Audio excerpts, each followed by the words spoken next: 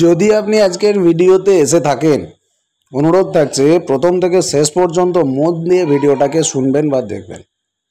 এই ভিডিওতে এমন কিছু তথ্য পাবেন যেটা আপনার পশ্চিমবঙ্গের নাগরিক হিসেবে কাজে লাগবে। আর যদি আপনি সিভিক ভলেন্টিয়ার হয়ে থাকেন, এই ভিডিওটা দেখতে শুরু করেছেন, অবশ্যই ভিডিওটা শেষ পর্যন্ত দেখুন। আমি শেষ ধাপে আপনাদের জন্য সেরকম কিছু বলতে চলেছি যেটা আপনাদের জন্য অত্যন্ত গুরুত্বপূর্ণ।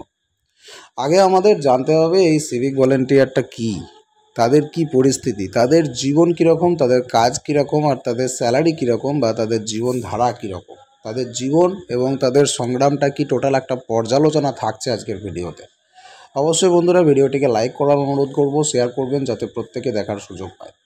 আপনাদেরকে বলি, 2025 সাল চলছে এখন। এই 2025 সালের প্রেক্ষাপটে একজন সিভিক ভলেন্টিয়ারের বর্তমান পরিস্থিতি কীরূপ, তাদের আর্থিক সীমাবদ্ধতা কী, তাদের জীবনের সংগ্রামের জন্য দৈনন্দিন চ্যালেঞ্জ কীরকম আসছে, তাদের সম্মানটা কী আছে, তাদের অধিকার কীরকম আছে, এই সম্পর্কে কিন্তু আজকের পর্যালোচনা থাকছে। মূল বিষয়বস্তু হচ্ছে, আসলে বলি যে সিভিক ভলেন্টিয়ার কারা। সিভিক ভলেন্টিয়ার আমাদের পশ্চিমবঙ্গ সরকারের কৃত এমন একটা পদ যার কোনো সরকারি অস্তিত্বও বলতে গেলে সেইভাবে নেই, না কোনো ডকুমেন্ট, অথচ তাদেরকে দিয়ে কাজ করানো হচ্ছে। ভলেন্টিয়ার হিসেবে তাদেরকে নিয়োগ করা হলেও বর্তমানে তাদেরকে কাজ ভালো রকমই করানো হচ্ছে পুলিশের মতো। সিভিক ভলেন্টিয়ার হচ্ছে মূলত পশ্চিমবঙ্গ পুলিশ প্রশাসনের একটা সহায়ক শক্তি। তাদের দায়িত্বের পরিধি কীরকম, তাদেরকে ট্রাফিক কন্ট্রোল করতে হয়, ভিআইপি ডিউটিও মাঝে মাঝে করতে হয়, পুজো ডিউটি থাকে, ভিড় সামলানো, রাজনৈতিক সভার ডিউটি থাকে, ভোটের সময় কিছু কিছু ডিউটি থাকে, আদালতের নিরাপত্তার ডিউটি থাকে, রাত্রিকালীন ক্যাম্পিংয়ের ব্যাপার থাকে, মদবাজার অভিযান, এই সমস্ত তাদের ডিউটি। তাদের কাজের প্রকৃতিগত সমস্যা মূল হচ্ছে তাদের কাজের স্থায়িত্ব নেই, স্থায়িত্বহীনতা, ছুটি না থাকা, নিরাপত্তা না থাকা এবং বেতনের অভাব। এটা হচ্ছে মূল তাদের কাজের সমস্যা। তাদের বর্তমান আর্থিক অবস্থাটা আপনাদেরকে একবার পর্যালোচনা করে দেখানোর চেষ্টা করব। মাসিক বেতন তারা পায় মোটামুটি 10,000 টাকা। এটাও কিন্তু প্রতি মাসে সমস্ত সিভিক ভলেন্টিয়ার সবাই ঠিকঠাকভাবে বেতন পায় না, তার পেছনে অন্য কারণ আছে, সেটা পরে আসছি। মোটামুটিভাবে তাদের মাসিক বেতন হচ্ছে 10,000 টাকা। বার্ষিক বোনাস তারা যেটা পায় সেটাকে এখানে ধরা চলে না, তবুও আমি ধরছি মোটামুটি মাসে যদি ভাগ করে দেওয়া হয় 12 মাসে, তাহলে 500 টাকা করে ভাগে পড়ে। তাহলে আমরা ধরে নিচ্ছি মাসিক আয় তারা পাচ্ছে 10,500 টাকা। তাদের ডিউটির ধরন এবং অতিরিক্ত খরচ এখানে একবার দেখার চেষ্টা করুন। বিভিন্ন ডিউটির জন্য আনুমানিক দিন এবং প্রতিদিনের খরচ, খাবার, যাতায়াত, এই সমস্ত মিলিয়ে মোটামুটি মাসিক অতিরিক্ত খরচ তাদের পড়ে যায় 1800 থেকে 2000 টাকা, যেটা কিন্তু তাদেরকে নিজের পকেট থেকে পে করতে হয়। মোটামুটিভাবে যদি ধরে নিই, একটা পরিবারে 4 জন করে মেম্বার আছে, 4 জন সদস্যের সংসার পরিচালনার বাস্তব খরচ 2025-এর নিরিখে দাঁড়িয়ে আজকের দিনে যত কমই ধরা হোক না কেন, মোটামুটি খাবার ধরুন, বাড়ি ভাড়া ধরুন, বাচ্চাদের পড়াশোনা, বা বাড়িতে অসুস্থ ব্যক্তি থাকলে ওষুধ, ইলেকট্রিক বিল মেটানো, মোবাইল খরচা, বাইরের ডিউটি করতে গেলে খরচ, এইসব ধরে মোট মাসিক খরচ হয়ে যায় কিন্তু 11,500 থেকে 13,500 টাকা। স্বাস্থ্যজনিত অতিরিক্ত খরচ, যদি অসুস্থ রোগী, প্রেগন্যান্সি, বৃদ্ধ পিতামাতা, এই সমস্ত ঘাড়ে চেপে যায়, যদিও এটা ঘাড়ে চেপে যাওয়ার কথা বলা উচিত নয়, শুনতে খারাপ লাগছে, কিন্তু বাস্তব পরিস্থিতি এমনই।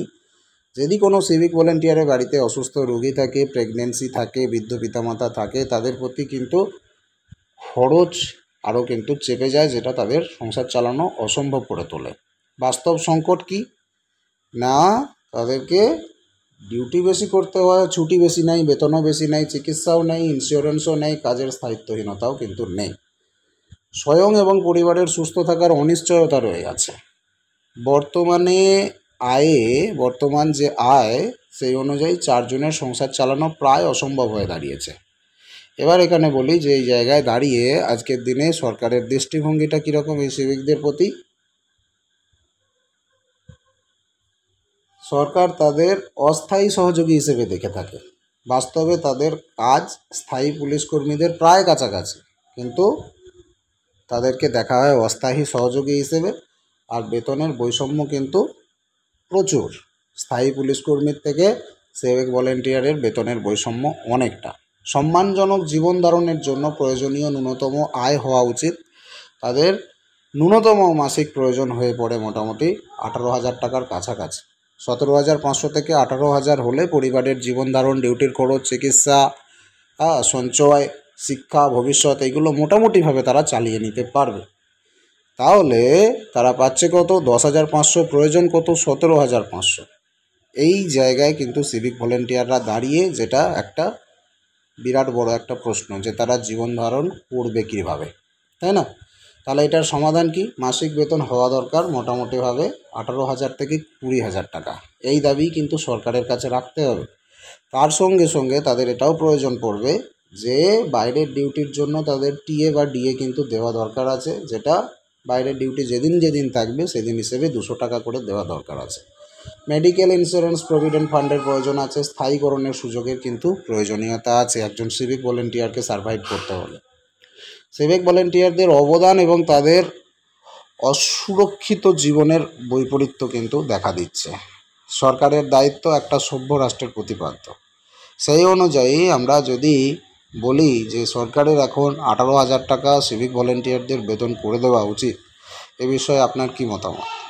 মনে করুন যদি পরিবারে অসুস্থ রোগী, গর্ভবতী থাকে, তাই না, বৃদ্ধ পিতামাতা এবং যাদের পরিবারে 4 জনের বেশি ব্যক্তি আছে, তাদের পরিবারে একজন সিভিক ভলেন্টিয়ার যদি প্রধান হয়ে থাকে, তার আয়ের উপরেই যদি টোটালটা নির্ভর হয়ে থাকে, তার জন্য অত্যন্ত কষ্টসাধ্য ব্যাপার হয়ে গেছে।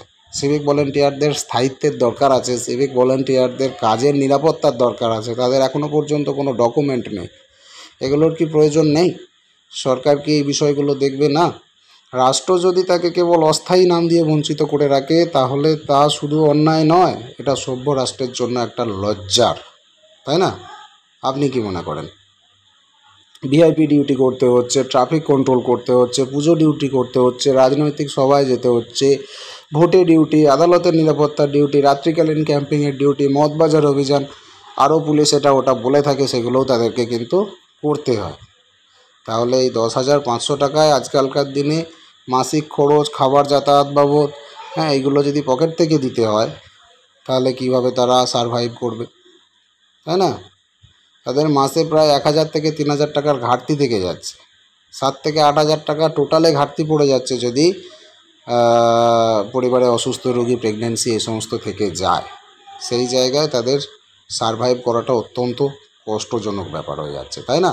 মিনিমাম তাদের বেতন 17,500 থেকে 18,000 টাকা হলে তাহলে তারা পরিবার পরিচালনা, ডিউটির খরচ, চিকিৎসা এবং ভবিষ্যতের জন্য সঞ্চয় করতে পারবে, তার কমে নয়। তাহলে সরকার যদি তাদেরকে টিএডিএ বাবদ কিছু টাকা প্রদান করে, অন্তত পার ডে 150-200 টাকা, যখন তাদেরকে বাইরে যেতে হচ্ছে, তাহলেও তাদের কিছুটা সুরাহা হয়। এই জায়গায় কিন্তু আপনাদেরকে বলতে চাইবো এটাই, সরকারের কাছে আপনারা আপনাদের দাবিটা পৌঁছাবেন কী করে? তাহলে আবেদন নিবেদন সরকারিভাবে, তার সঙ্গে সঙ্গে আন্দোলন, যেগুলো মাঝে মাঝে ঘটে থাকে, সেগুলো করতে হচ্ছে। আমাদের প্রার্থনা সরকারের কাছে এটাই থাকা উচিত যে মিনিমাম বেতনটা একটা সংসার পরিচালনার মতো 17,500 থেকে 18,000 করা উচিত। এ ব্যাপারে আপনার বক্তব্য কী, সেটা কমেন্ট সেকশনে লিখুন। কত টাকা মিনিমাম সিভিক ভলেন্টিয়ারদের বেতন হলে তারা সার্ভাইভ করতে পারবে আজকালকার দিনে 2025-এর বাজার মূল্যের নিরিখে, প্রেক্ষাপটে? আপনাকে করতে হবে ভিডিওটিকে প্রচুর শেয়ার, যাতে করে এই বার্তা উপরের মহলে পৌঁছায়। পরের ভিডিওতে দেখা হচ্ছে। প্রত্যেকে ভালো থাকুন। ধন্যবাদ।